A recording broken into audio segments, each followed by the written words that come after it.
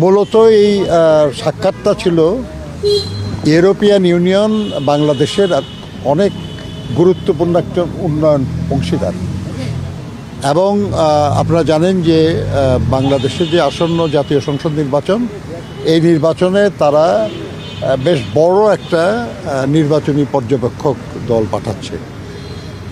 তো এই বিষয়গুলি নিয়েই আমাদের ভারপ্রাপ্ত চেয়ারম্যান মহোদয়ের সঙ্গে তারা কথা বলতে এসেছিলেন। খুব ভালো আলোচনা হয়েছে, ফলপ্রসূ আলোচনা। সেখানে তাদের যে ছিল সেটা হলো যে আসন্ন নির্বাচন কেমন হতে যাচ্ছে এবং সেখানে আমাদের ভূমিকা কেমন কি থাকবে এবং নির্বাচন শেষ হওয়ার পরে এ দেশের উন্নয়নের ব্যাপারে কি ভাবনা চিন্তা আর কি আমাদের এ ব্যাপারে আমাদের ভারপ্রাপ্ত চেয়ারম্যান সাহেব অত্যন্ত স্পষ্টভাবে বলেছেন যে এই নির্বাচনটা যত দ্রুত সম্ভব করার দাবিটা মূলত আমাদেরই ছিল। আমরাই চাচ্ছি যে নির্বাচন যত দ্রুত সম্ভব, অর্থাৎ যে তারিখে নির্ধারিত আছে এই তারিখেই যেন হয় এবং শান্তিপূর্ণ যেন হয়, অবাধ এবং সুষ্ঠু যেন হয়। এই ব্যাপারে বিএনপির যে কমিটমেন্ট, বিএনপির যে আগ্রহ, এটা তিনি পুনর্ব্যক্ত করেছেন। তিনি এটাও বলেছেন যে দেশের মানুষ দীর্ঘদিন নির্বাচনে অংশ নিতে পারে নাই, ভোট দিতে পারে নাই। তারা অপেক্ষা করছে অধীর আগ্রহে যে একটা শান্তিপূর্ণ নির্বাচন হবে, সেখানে তারা অংশগ্রহণ করবেন এবং তাদের ইচ্ছা আকাঙ্ক্ষা তারা ভোটের মাধ্যমে প্রকাশ করবেন। আমরা এটার জন্য আমরা অপেক্ষা করছি। নির্বাচনে আমরা সক্রিয়ভাবে অংশগ্রহণ করতে যাচ্ছি। এর জন্য যা যা প্রস্তুতি যেগুলো নেওয়ার এগুলো আমরা নিয়েছি, আমরা কাজ করছি এবং ইউরোপিয়ান ইউনিয়নের যে বাংলাদেশের উন্নয়নে যে অংশগ্রহণ এবং অবদান, উনি তার জন্য ধন্যবাদ জানিয়েছেন ইউরোপিয়ান ইউনিয়নের প্রতিনিধিদেরকে এবং তিনি আশা করেছেন, তাদেরকে অনুরোধও করেছেন যে আগামী দিনে ইউরোপিয়ান ইউনিয়নের যেন আরও বেশি সহযোগিতা করে, বাংলাদেশের উন্নয়নের জন্য আরও কার্যকর ভূমিকা পালন করে, যাতে বাংলাদেশের জনগণ উপকৃত হয়। তারা বলেছেন যে তারা আরও বড়ভাবে, আরও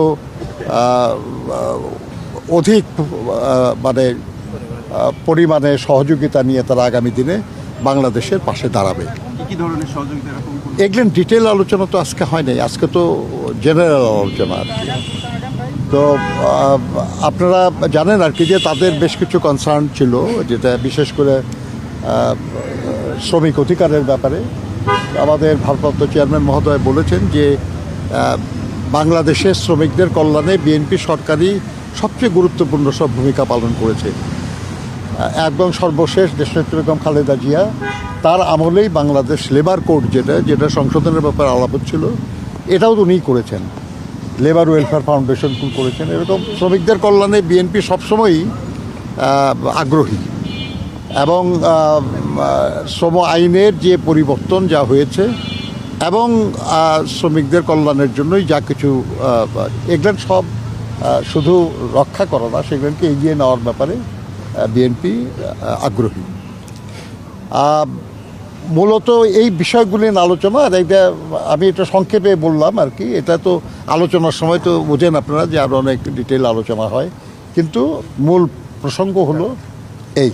বাংলাদেশের নির্বাচন নিয়ে ইউরোপীয় ইউনিয়নের পক্ষ থেকে কোনো ধরনের সাজেশন দেওয়া হয়েছে কিনা বিএনপির কাছ থেকে? আগামী সবসময় বাংলাদেশের নির্বাচন সংঘাতপূর্ণ হয়, বাংলাদেশের নির্বাচন থেকে নানা ধরনের বিশৃঙ্খলা হয়।